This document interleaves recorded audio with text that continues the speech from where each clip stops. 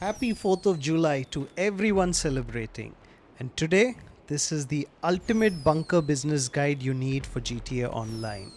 If you are new to the bunker, confused about supplies, research, upgrades, sell missions, or whether this business is even worth it, this video will cover everything in the most simplest way. Welcome back to All About Games with me, Jibran.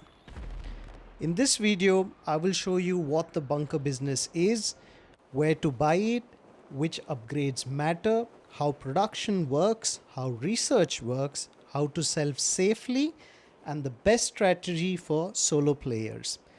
And as a bonus, if you're watching during this week, bunker cell missions and ammunition weapon parts deliveries are paying double money. So this is also a great time to put the bunker to work. Let's get into it. First off, so what is the bunker? The bunker is basically your underground weapons business. You bring in supplies, your staff turns those supplies into weapon stocks, and then you sell that stock for money. It's that simple. But the bunker also has another side, research. So instead of turning your supplies into weapons, now your staff uses them for research. And research unlocks things like Mark II weapons upgrade, special ammos, wake upgrades, liveries, and other useful items. So the bunker is not just a money business, it also helps you unlock long-term upgrades that can make your weapons and vehicles better. Let's start with where to buy the bunker. To buy a bunker, open your phone, go to the internet, then go to Maze Bank foreclosures. From here, you can buy different bunkers across the map. Bunkers that are adjacent to the highway are the best ones to buy because they make sell missions super easy and accessible. There are two of them. One is the Chumash and the other is the farmhouse bunker. So if you have money, you can go for that. But if you're just starting, then this is your lucky week. We have a free bunker, Lago Zancudo bunker, on the far left that you can claim. And you can use the money that you saved on the upgrades, which we will talk in a bit. So what to really buy as a bundle when you're trying to purchase your bunker? So if you see there's a bunker style, that is just cosmetic upgrades. It does nothing for your bunker. So I would say you skip that. Then we have personal quarters. That is important. You can change your outfit there and you can spawn yourself every time you find a new session or you start your game, and if that's your preferred location. So it saves some time. It's almost like a fast travel. So I would recommend you have a personal quarters there. And then we have the shooting range. This is optional. It is not needed to make money, but it gives you challenges and some extra weapon related rewards as and when you complete those challenges. Next, we have the gun locker. I would say it's semi cosmetic. It does help you change and customize your weapon loadout so that you can quickly cycle through the weapons that you need. Purely optional. Last and definitely the least, the transportation. Trust me, guys, you do not need this. Please skip this. They're going to give you two types of buggies which will help you navigate inside of the bunker. You really don't need it. It's not that large. You can just get anywhere you need on foot rather quickly. Time to give you a tour. The big red door is the entrance. And when you come straight down here is where you see your vehicle workshop and your MOC, Mobile Operations Center. Totally unrelated to your bunker business, but good to know that if you have one, this is where it's parked and you can upgrade it and modify it by talking to this gentleman here on the right.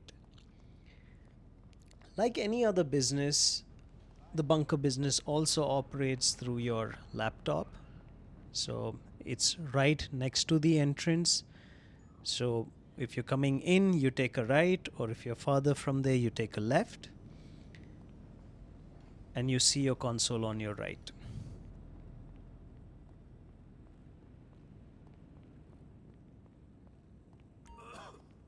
Now let's look at our personal quarters. So this is where you can change your clothes, and the bed is your spawn location, so you can use this as your fast travel. You need to be a CEO to operate the laptop. Now let's go through the options inside the bunker laptop. The first one is resupply, and this is the most important. The bunker needs supplies to create weapon stock or to progress research. Here you get two choices. You can either steal supplies or you can buy supplies. If you choose steal supplies, the game will give you a small mission. These missions can be different every time. Sometimes you may have to steal weapons from Meriwether, sometimes intercept a convoy, and sometimes steal a tank from a military camp or a military base. You may have to do some missions for Agent 14, and then he reveals you the location of weapons, and you drive that van back into your bunker. So these ranges anywhere between 5 minutes to even 20-25 minutes. So this is totally up to the player to see if they have the time to grind and save money, or the second option is simply go and pay for the supplies. So when you buy supplies, you simply pay for them, and after a few minutes they are delivered to your bunker. The next important section is research. This is where the bunker becomes more than just a money making business. Research unlocks special upgrades and items that you cannot simply buy directly at the start.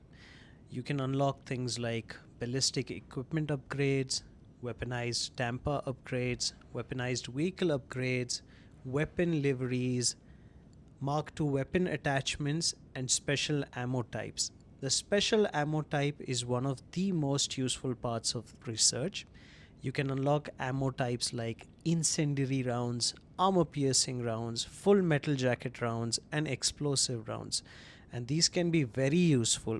For PvP, some of these ammo types can give you a real advantage depending upon the situation, and even in missions, they can make life much easier. For example, explosive rounds on the Heavy Sniper Mark II are extremely useful against helicopters. Instead of wasting time spraying bullets or using rockets, you can take them down very quickly with the explosive sniper shots. Here you can see what you have unlocked and what are the other things that are yet to be unlocked. When you start a research, these are completely random. You cannot pick which ones you want to unlock, so you just have to go through the entire list. And there are two ways to fast track research. So, one is either pay for the prize and unlock them, or you could do research contract missions, which I would show you in a bit. So, these are the two ways where you can fast track your research. Now, to reap the fruits of our hard work is the sell stock option. So, here you have two options. You can either sell closer or you can sell to the buyer who are farther, right? So, and obviously, the closer you are, lesser money, and the farther you go, the more money that you get. Moving on to the next option, manage staff. So, this is important. So, you can assign your staff to just make weapons, or you can assign your staff to just research, or you can assign them to do both. So when we select assign staff to both, obviously their attention is divided. So the speed at which you're only manufacturing or researching is half. So while they're doing both your progress bars, your stock level and research progress bar moves relatively slowly. This week, since we have 2x research progress, your research bar would move considerably faster than the stock. But yes, you have these three options, and depending upon what's your intent, you can either assign them only manufacture or research.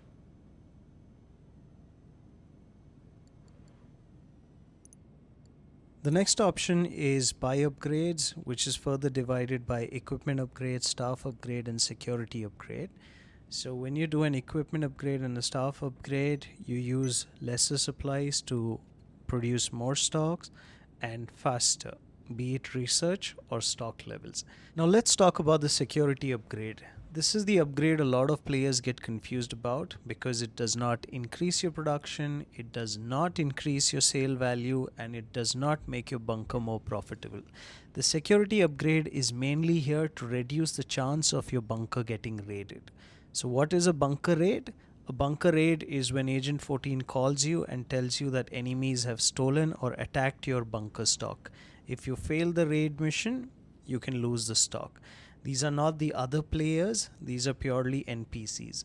And this is why the security upgrade exists. But here are the numbers you need to know.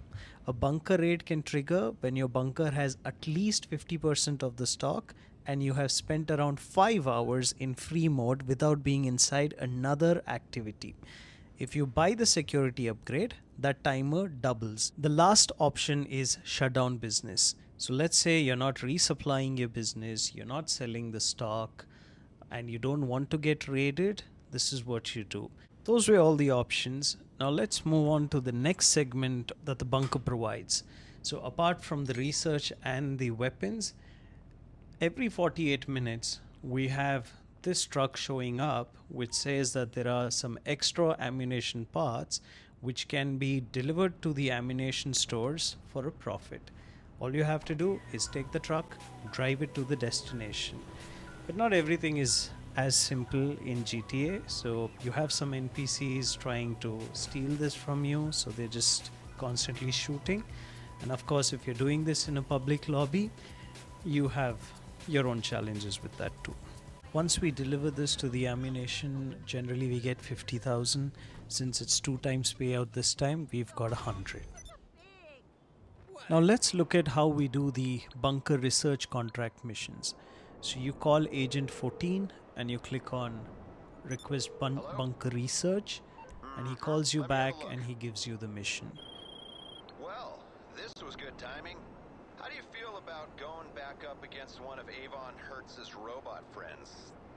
Yeah, they're supposed to be permanently offline, I know, but this one isn't offline. It's very much online, very much causing major collateral damage.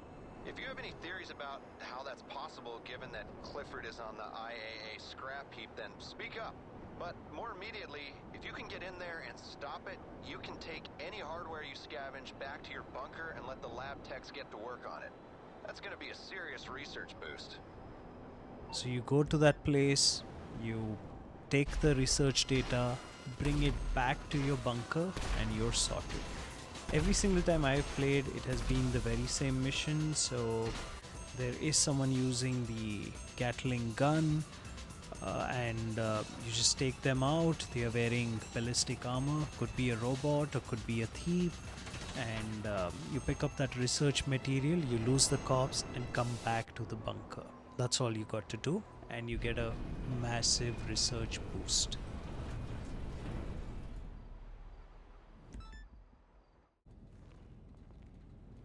Now let's do a resupply mission. So we go back to our laptop and we go to resupply and say steal supplies.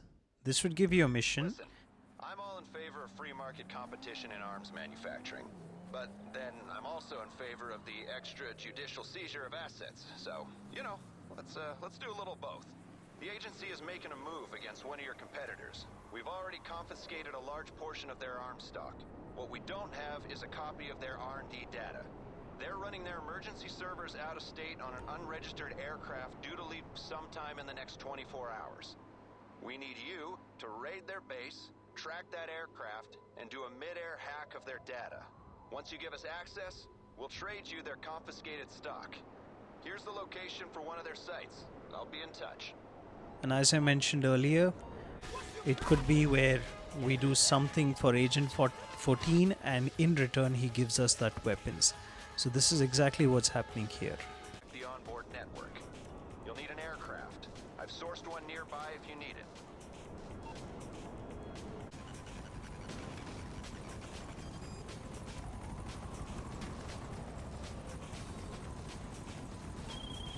Bingo, that's what we're looking for. Okay, here's our end of the bargain. Sending you the location of the seized assets now.